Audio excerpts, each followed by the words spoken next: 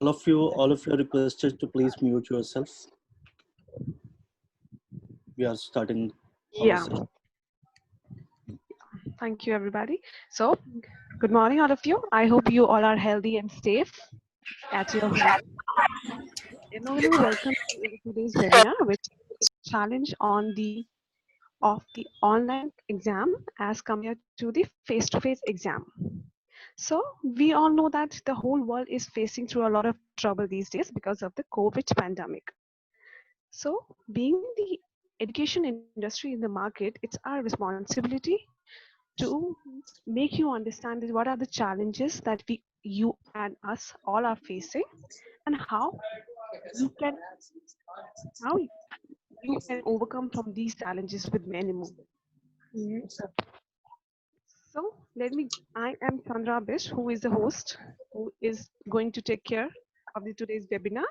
Along with me, our, our senior LMS expert, Mr. Pramil Verma, who will be with us throughout this session and help you in your creation and talking more about this session.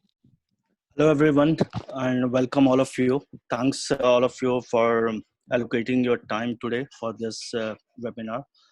Uh, so, before my colleagues start over this PPT, let me give you quickly a brief about MLMO. I assume few of the people already knowing it about the organization, but for all of your information, MLMO is actually started in 2014 from Kenya, and now we are globally in more than 20 countries in Africa, including US and India as well. And we are one of the leading learning management system provider, and we are known for the offline learning management system. Just for all of your information, during this pandemic, we have launched a separate product as well in online examination. But there are certain challenges what we have seen while working with our existing customers who are using our product. And we like to share all of you how you can follow and overcome from those challenges. So Chandra, it's up to you. It's with you now. You can take it from here. Thank you, Pramil. Now, I will walk you through the challenges of online exam as compared to the face-to-face exam. So, the first challenge that we all are facing is hardware dependency. We all know that we are working from home, students are learning through in their home. So everybody is dependent on hardware. Hardware play a vital role to conduct an online exam. You should know that what all hardware and software so will be required to conduct an online exam. You should take care Chandra, for your voice is a bit low. Can you bit loud, please? Hardware and software you will require. Okay, so hardware first for the teacher will also be required hardware to plan for the examination, what question and answer they'll be required to prepare. Student will be required hardware to to execute the exam. Now, yeah, so I like to add a bit more focus on it. So I think now you can assume that your face-to-face examination, now you're planning to go with the online examination. So whenever you start thinking of having an online examination, there are certain things that you need to think of it. First of all, the hardware and the software. What meant here from Chandra is that you need to make sure that whether students are having the laptops or computers at least or not, whether they are having what different softwares they are using, what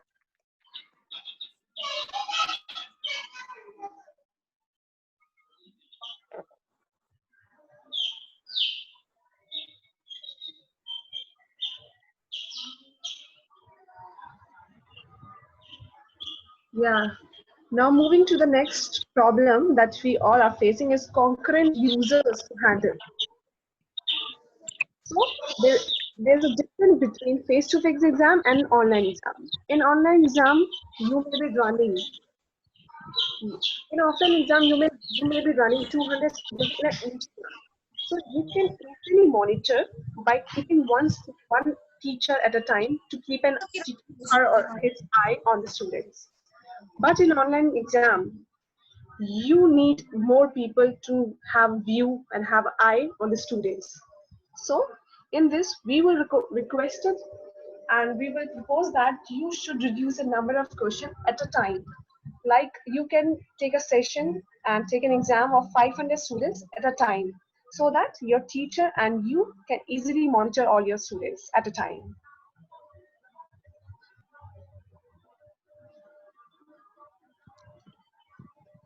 Now the next problem we all are facing is internet bandwidth. Internet is a major issue we all are facing these days because we all are working through the home, so there is a lot of internet disruption. Before you conduct the examination, university, college, and schools should consider the bandwidth of the students. Is the bandwidth stable or not from the student's end and कहाँ पे जाना है? from the student end and नहीं, photo कैसे share की? All of you are requested, please mute yourself. All of you are requested, please mute yourself. It's a serious request from even the participants are requesting. So please, it's a request all of you to mute yourself so that we can smoothly move the webinar. Yes, as I, sure. was, as I was discussing the internet in many of the areas, a lot of internet disruption. Before you conduct an exam, it is requested to share some knowledge. You should know the internet stability from your student and from your teacher's end. I would like to add here one important steps actually. So I think it is very important for the institutions like yours. You need to make sure why Chandra is saying that, because we have seen such kind of challenges. It is very important to make sure what different bandwidth is required on the student side when you are planning for running the online examination. And it is very important to make sure those bandwidth or those internet are stable, and let those users know as well, those students should, so that they can accordingly plan actually that what different hardware is required, what different bandwidth is required, and accordingly they can find out the best place to go and give the examination, or they can have those configurations and done in that way in advance.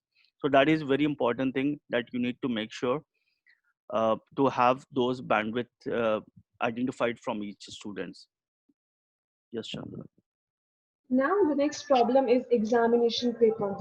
Now the question comes how the teacher will going to prepare the exam if they are working from home. So obviously they need to prepare an exam by working online. So in this, in an online exam, in an offline exam, you might be having different kind of faculties who are preparing different kind of courses and different kind of question papers. But because of the COVID pandemic, teachers should prepare the questions while sitting at home. They can prepare the questions in the form of objective type questions, MCQ, true and false.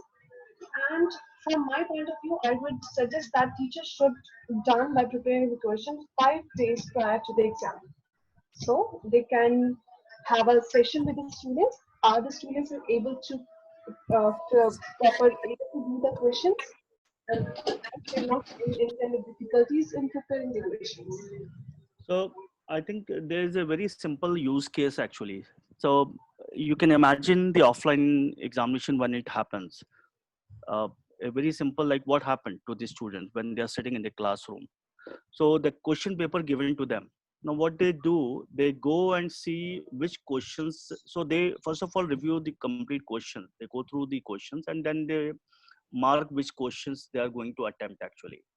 So it is very important, as you might be having different bandwidth, students are having different bandwidth or limited internet they are coming as well. So it is very important while creating the examination papers how it is displayed as well. So it is important for the students that those questions when they are coming to them, is it coming on this section wise or how it is coming actually, so that they can properly attempt those questions and finish those.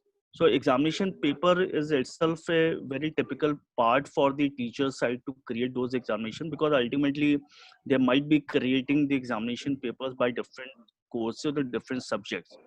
And when we are saying that it needs to be a limited concurrent users, the only reason because you ultimately need to support those students. The panic to the students when they are sitting alone at home, it is very different with respect to students when they are sitting in the classroom, because they are seeing that teachers are there, but they are sitting on in the room alone, so their panic is very different. So it is important that how you can have those guidelines provided as well initially, and those examination paper not only for the student but also to the teachers as well, to create the examinations papers in that way. Yes, Shweta. Yeah. Now moving on to the next challenge is user experience. User are here, we are talking about user is student. When student are giving his or her exam face to face, they have the whole paper with them. They can review it multiple times. But if teacher preparing the exam in such a manner of MCQ, then it will be difficult for the students how they are going to do the exam. So in this, if they click on the submit, the page will might be get refresh. It depends upon how you want to show the question paper to the student. Ali, So, Ali, so Question. Ali. I think what um, Chandra meant here is you can again put an example. The it should be so in a very nutshell, it should be very easy to use for the student.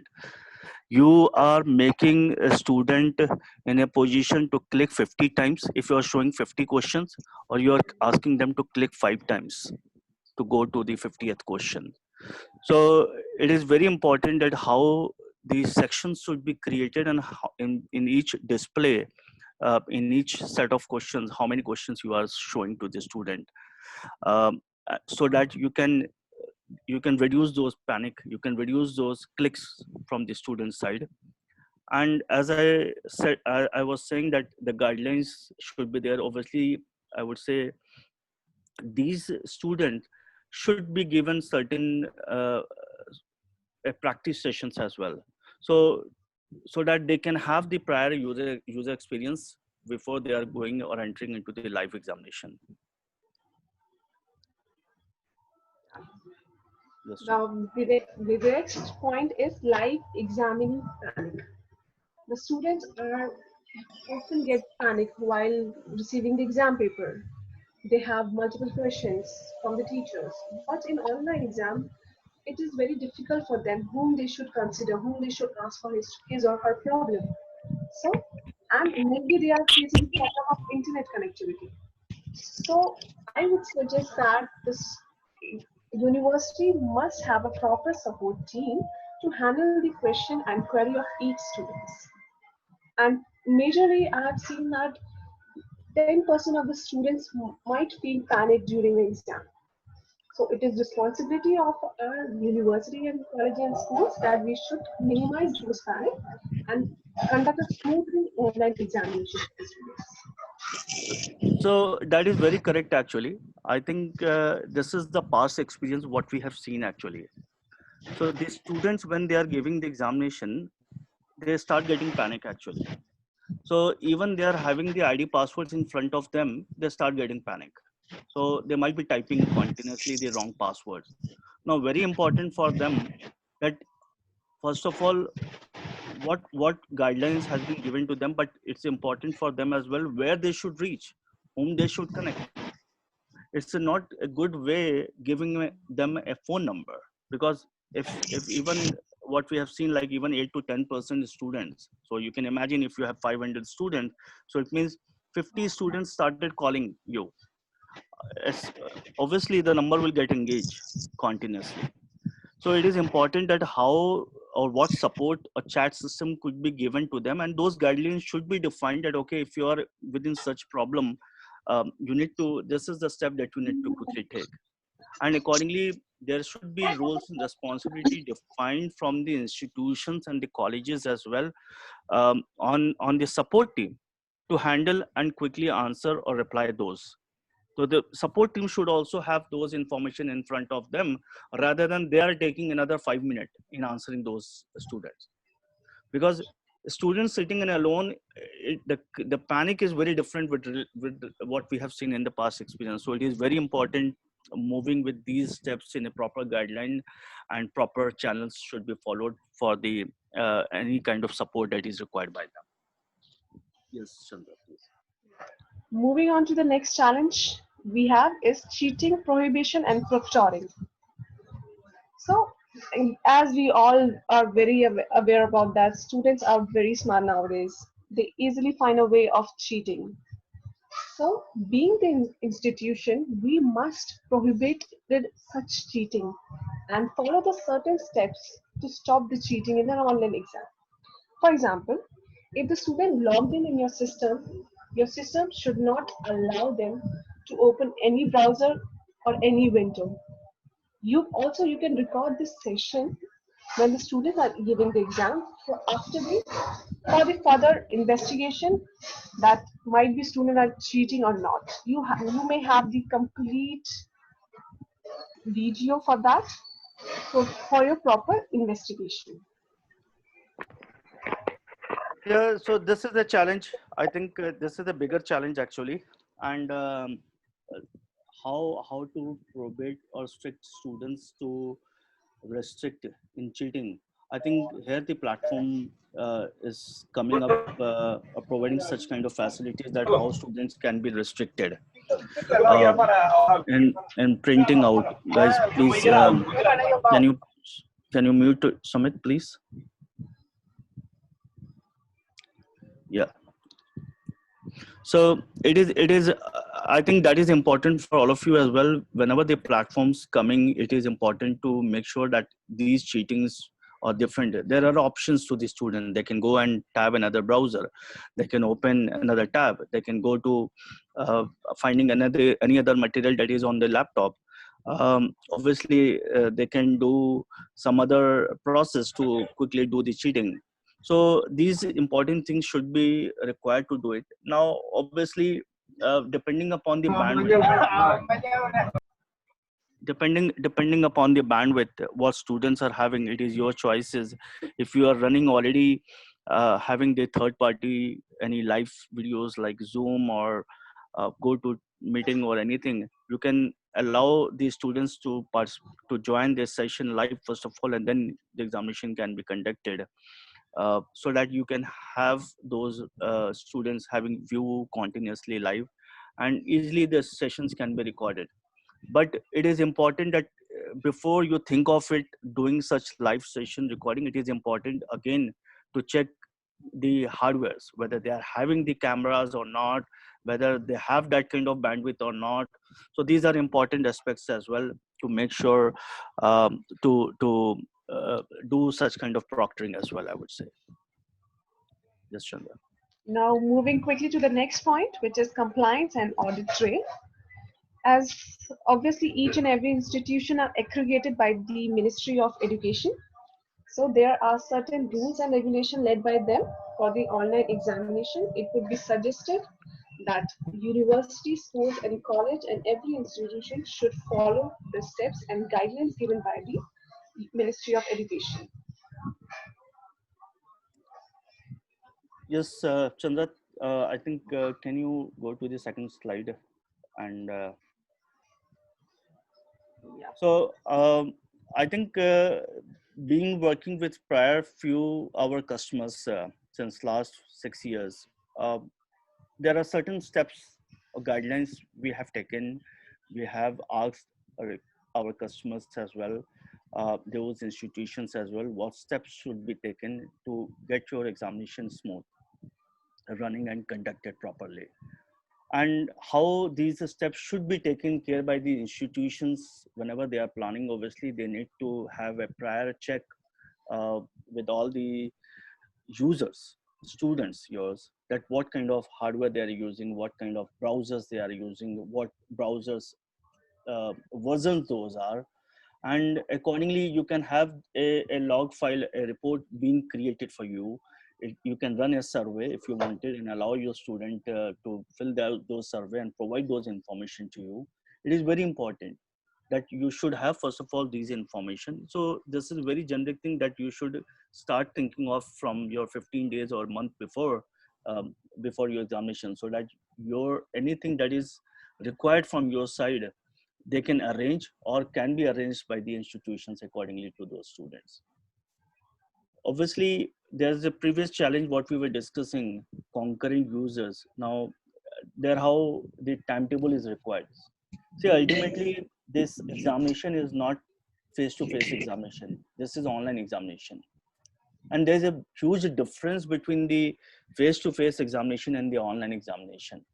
So the timetable is very different actually when you are creating, because you are not possible for you to have 5,000 student or 2,000 student to attempt the session in one at a time, because it will be tough and very, it will be very hard, or I would say tough to handle all these students who are in panic at that time.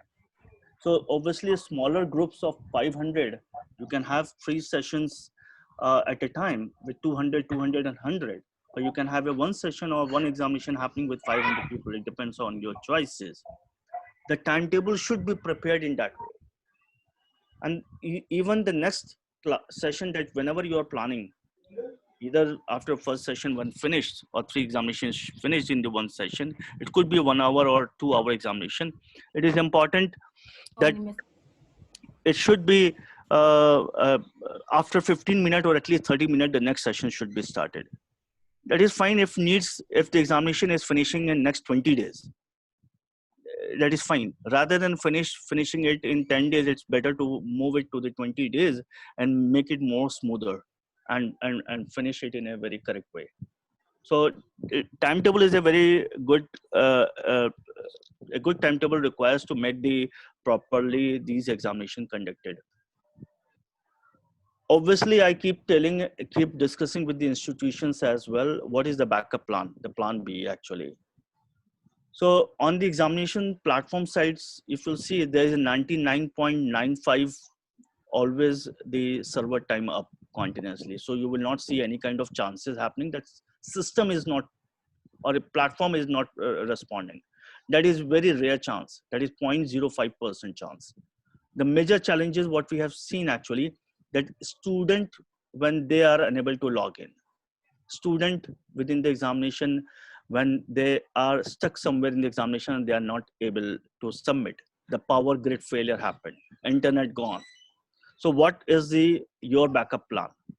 Have you thought of it doing the re-examinations as well?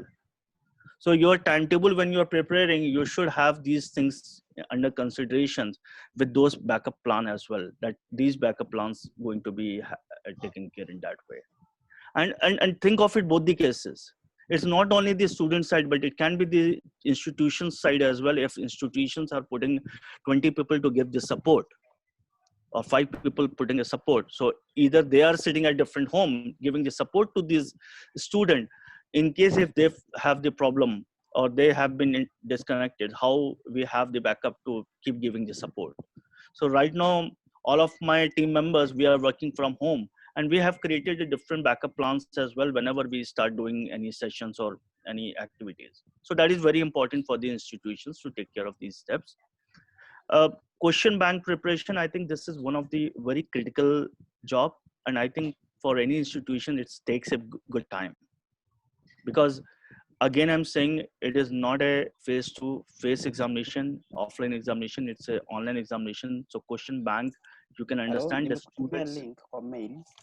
the students are actually, Jana mmoja wao akanitumia link. Sumit, can you mute please? I'm sorry, thank you. So you can think of it that you are asking your students to type on laptop. You are asking your student to type on laptop. Maybe they might be, I think, not more than 10 to 15% or 20% have used those computers. So it is important that how the question bank or question papers should be prepared. the number of objective questions should be more with respect to subjective questions.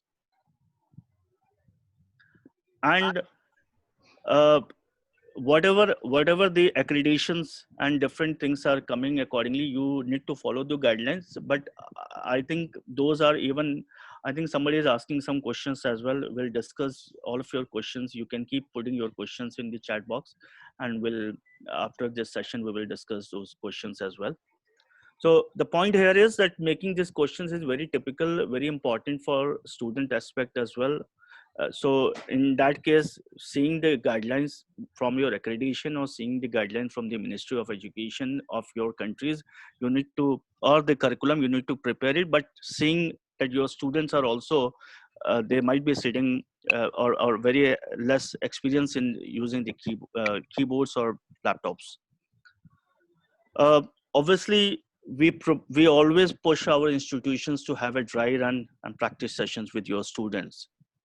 So you can have a practice exams, some papers for them, so that you can allow them to join and do some practice sessions. Let them feel how the actual environment will be in the online examination, because they need to be self-dependent. They need to know prior for any surprises. So those surprises should not be coming within the live examination. So the platform should be given to them with some practice session for them, and they can participate in those practice sessions so that they can feel more comfortable before they're entering to the live session. Life support, obviously, I think this is a one important steps that every institution need to think of it, that the technology team cannot, or technology partner cannot be your L1 support. They can always be your L2 support, helping you on the technology side. L1 support, you need to set up in such a way that who is going to support directly your users, your students. And in that case, you need to have the pure chat support options provided, so that these students can quickly ping and they should quickly get the response accordingly. So obviously the live support is very important for these students to quickly move from the panic. I think cheating, provision, and proctoring, we were talking in the previous step as well as a challenge. I think most of the things can be resolved using the online examination platform. And a good functionality has been given a lockdown browsers, uh, uh, where students will be restricted to go to any browsers or opening any tab or taking the screenshot. These kind of things cannot be happened using the lockdown browsers. Obviously, another option has been given, that why not have been student given an option that they should join the Zoom as well before they should start their session, so that uh, I can see all these students at a time in my laptop. Maybe those are 50 or 100 people within my screen. I can see all the 100 people, or I can have 50 people grouped, given one Zoom ID to join and keep having eyes, and get it recorded as well. Because even if it's needed to do certain scrutiny, you can do easily, that who actually, if actually the students are the actual students who were doing the recording, or sorry, giving the examinations, or if there are certain other people who are helping them while examination. Review and audit report, I think this is an important thing. All of your institutions are obviously been accredited. There are certain guidelines, certain audit report is going to be required. It is important to make sure that those reports are coming, and those what kind of different reports will be provided actually. So those review process of all the examinations and the questions that have been submission happened, it's properly providing those kind of information for the platform as well. Yes, Chandra, please move to the second slide. Yeah. Now we will talk about the online examination platform benefits. The first benefit you will be getting is online exam platform. It means that you will get the secured platform with MLMO. Then you can create the question bank. Teacher can create multiple questions like objective type, MCQ, and true and false. After that, you will get the lockdown browser. Once the students is locked down, they won't be able to move to any other browser, or they cannot do any kind of cheating. Next, we have secure submission. Once the students have successfully secured, the whole data and the whole process will be encrypted. Now, next is live proctoring. Students, it is very important for the organization to keep an eye on the students. We are using here for the third party. The third party can easily access the students, whether they are cheating or not. The second last step is report and audit. We will give the organization the reports so that they can easily check. And the last step is secure cloud hosted. Our platform will be hosted on a secure cloud.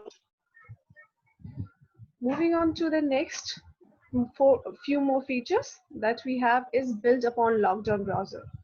Like lockdown browser is the gold standard for locking down a student's computer or laptop during an online exam. As I stated earlier, the browser of the students will be locked down and it will be removed and it will be unlocked once the student is done from the exam.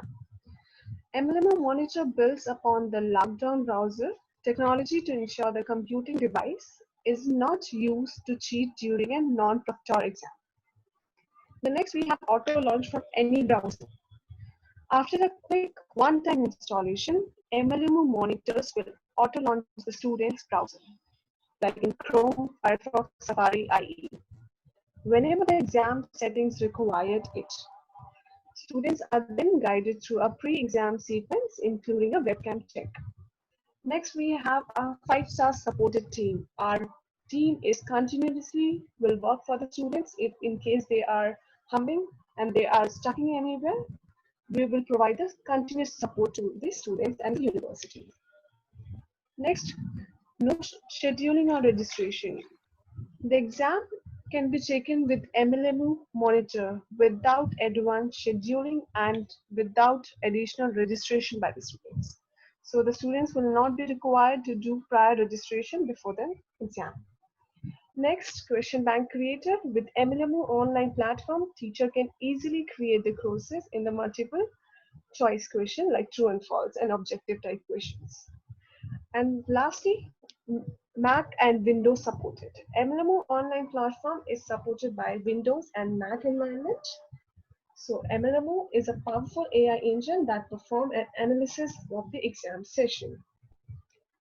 Now, Kamal will take care of the subsidized pricing structure. Yeah, thank you, Chandra. So what we have tried giving and showing all of you the pricing structure actually. So as we have uh, launched as a separate product, uh, so if you'll see, we have 4 flavors actually in the pricing structure. uh, and this is for per exam actually. When I'm saying per exam, so maybe for 1,000 student you are planning, or 2,000 student you are planning to have a examination in the coming. So this one time complete examination, this pricing structure has been planned. Um, and that's how the pricing structure is there actually. And if you see your what benefit you will be getting using the MLMO, that some of the benefits has been already shown, but it's more that all the secure cloud hosting, your bandwidth, everything we are taking care that you need not to worry. You just will be given a platform with the branded to you, so that you can easily add your courses and start creating your question banks and get ready for your online examination accordingly. And even we are not calculating in a terms of whether the examination is going for 5 days or it is going for 15 days or 20 days. We understand it is your examination, you can plan it the way you have wanted to be. We are with you. So this is the pricing structure actually. And if anybody is having any questions, they can directly email it to me on the pricing part as well. Going to the next slide. Uh, yes, Chandra, can you go to the next slide, please? Yeah. Are you So able to see? yeah, thank you. So as giving a bit brief, what we have started with MLMO. So giving a glimpse actually, This is the MLMO integrated solution with the learning management system, and have digitized the process of online registration and admission as well as the alumni. So it means we have digitalized the complete process from your online registration, then admission, then learning activities within the learning for students and teachers, and the students who graduated, they can go to the alumni. And these alumni, if they are again wanted to join the colleges or university for again the courses, they can again enter into the pre-registration actually activities. So I think that's all for the today's webinar. uh, uh, Chandra, do we have any other slide? No. Okay. So, and thanks to all of you, first of all, again. So in case if you have any questions, you can put your question on the chat box and I can quickly answer those questions as well. So Scott has asked, our biggest challenge is that the students may copy answers from Google since they are on computer. They may have notes as well on their computer. So Scott, answer to your question that this cannot be happened because the platform is built providing the feature with the lockdown browser. So a student cannot go to the Google or any other tab, or they cannot go to anywhere. So once they have started the examination, they cannot move anywhere. As soon they will move, the examination will be finished. So that is not possible. Uh, Somebody has asked, please address how authenticity can be maintained that no candidates copy from another computer kept nearby. I think it is, if you have given the option with the live session, uh, asking your students to join from Zoom and you are proctoring directly to them, that cannot be possible. And even if they are doing, I think easily, if you have recorded those sessions, you can easily pull out and find out what kind of cheating he is doing as well. So that can be done using any third party live sessions you are using.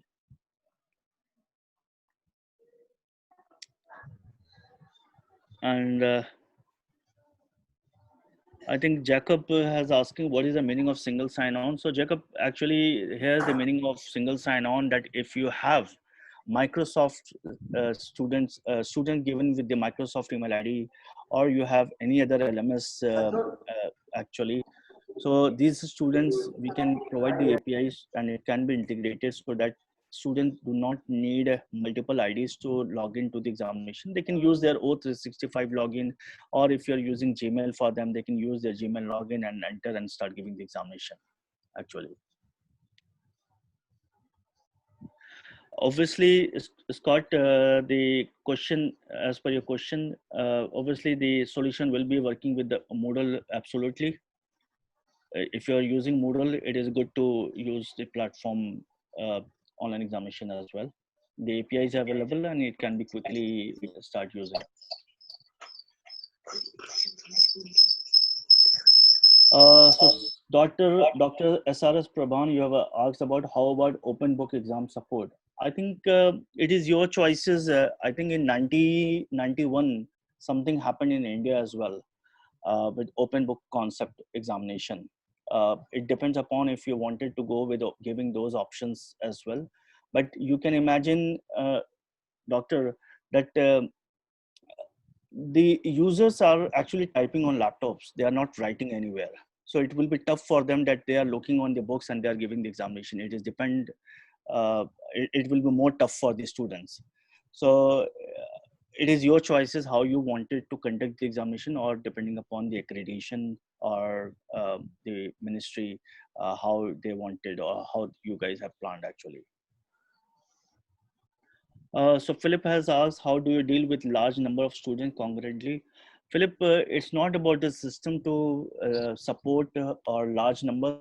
We are supporting even 20,000 students at a time as well concurrently, but I would suggest that it's not a good practice to do that. You will make your examination a very hassle, and it will not be possible to support. So if you have even 10,000 students, you can imagine even the 10% student, what we have seen, start getting panic. So it means 1,000 people or students will be asking you a question at a time. So it means around 150 people will be required to support those students. So it's a good numbers actually. So if it's better to have smaller groups at a time to give the examination. You have 10,000, as I said earlier as well. Your examination may get finished in 10 days, but better plan it for 20 days so that you can easily support those students. So I think, Abigail, you have asked question, can this program be incorporated in the Blackboard that some of us are already using? Obviously, it can be incorporated. As I said, if we can provide you the facility, API is available. So what is required, actually, you might be having the courses. If you don't have, you can easily uh, like use or create the courses and start adding your question banks in that way within the course itself. So it's a very easy step. Even if I think if students are using Blackboard, so you only might be needing the single sign-on facility, or the courses can be accordingly exported to the platform, and then you can start adding the question bank. So your student who is already using the Blackboard, they can use the same ID passwords to log in our system. So that kind of integration will be required, actually.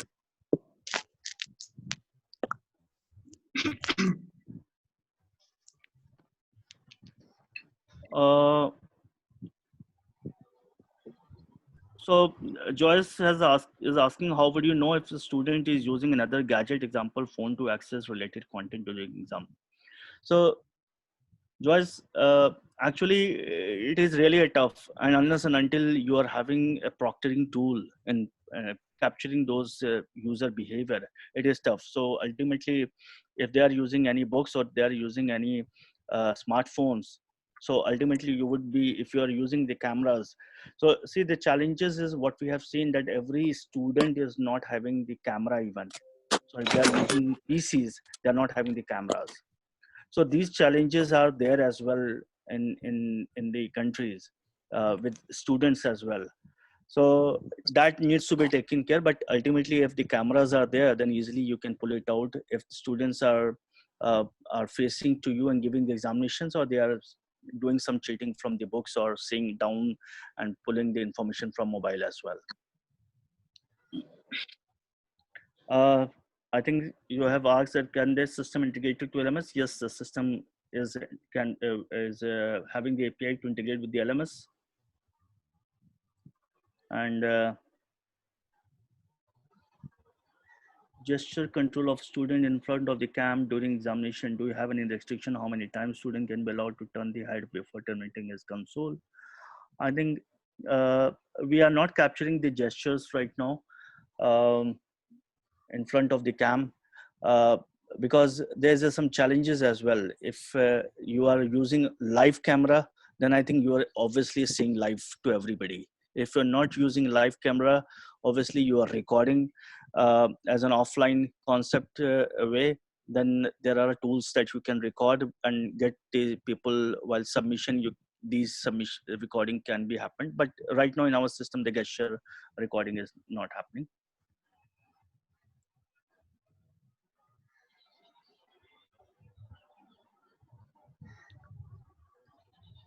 How do you examine competency-based courses like engineering or lab-related courses? Uh, I think uh,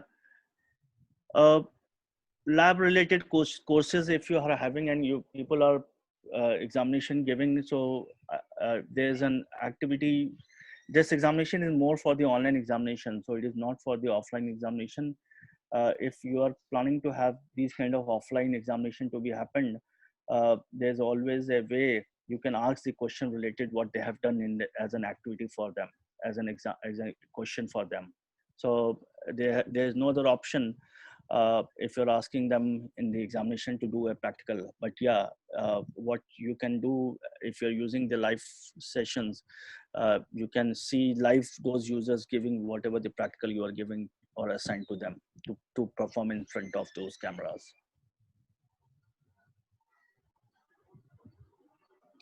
So I think there are lots of questions as well from the people.